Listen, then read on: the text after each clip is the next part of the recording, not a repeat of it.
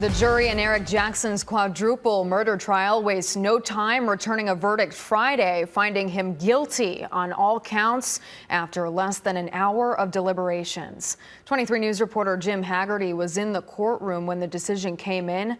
One the victim's family says ends a chapter in a 7-year-long nightmare.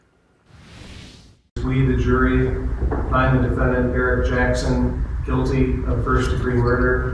Eric Jackson sat silently Friday as Judge Brendan Marr repeated those exact words 4 times, once for Keandra Austin and once for each of her 3 children, 9-year-old D'Angelo, 6-year-old Kieran, and 6-month-old Aliyah.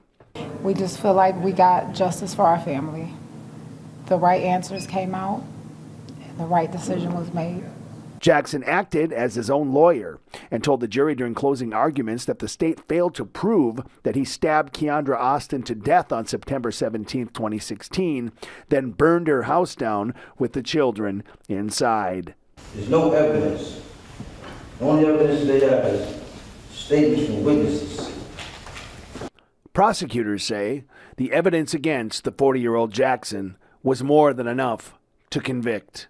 Every photograph, every witness called to testify is evidence, right? And in this case, that evidence is like pieces to a puzzle. Keandra's family wrestled with Eric Jackson's decision to represent himself at first, saying he was wasting the court's time.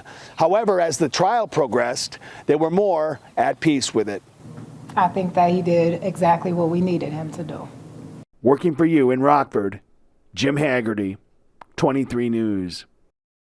The maximum penalty for first-degree murder in Illinois is 60 years, but because Jackson was convicted of killing children younger than 12 and more than one victim, he could be sent to prison for life.